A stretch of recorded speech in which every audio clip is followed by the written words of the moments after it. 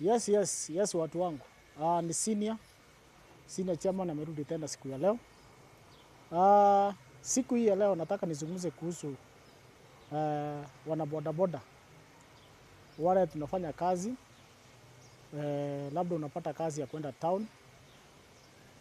Sababu town kumeonekana kwamba kuna kuanga na shida kubwa sana. Watu wanashikwa ovyo pale.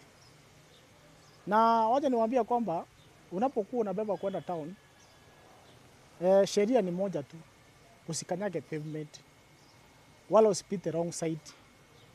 Pia wewe ambao umebeba customer wako, umebeba pillion wako, jaribu kujua ya kwamba wewe ndio rider.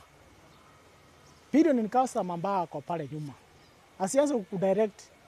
Kuna wengine wanatumika pale town, unapata kwamba anapokaribia pale town, ako pale Moi Avenue au ako pale Tomboya Street, anaanza kukuambia pita hapa, ndio uangukiwe na kanjo.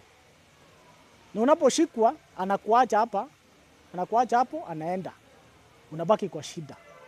So wewe kama driver ambaye ni rider, ulienda shule ukapewa license, unajua sheria. Sheria ni keep left, sheria ni kufuata sheria ya barabara. Inasema namna gani? Usiende wrong side, usikanyage pavement. So ukifuata hiyo sheria pale town, nafikiria kwamba kazi yako itakuwa rahisi sana, sababu watakuwa na kuwekea mitego, na hiyo mitego yako inafanya nini? Unashindwa kupatikana kwa sababu unafuata sheria.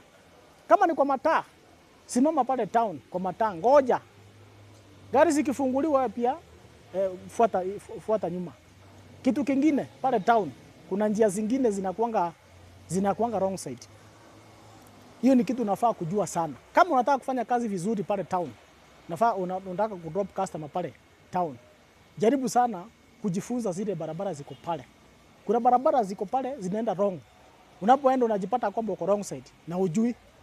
So jaribu kufuata magari kutoka nyuma, angalia namba plate ya gari imeenda wapi, sawa, unafuata pale.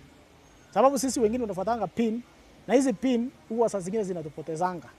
So kitu ya maana ni ya kwamba wewe ufuata sheria na mambo yako itakuwa sawa. Na uchungane na hao magaidi ambao wana request, naanza kukuambia pita hapa, pita pale. Anapoanza kukuambia hivyo, mwambie atulie. Wewe ndio rider, wewe ndio driver wake, wewe unajua mahali destination yake iko, asiweze kucontrol. So na mambo itakuwa sawa. So tunapoendelea hivyo nitakuja kuleta ile kitu inaitwa kuongelea mambo ya DL. Tutapata DL namna gani? So subscribe, follow, share hizo video. Asante.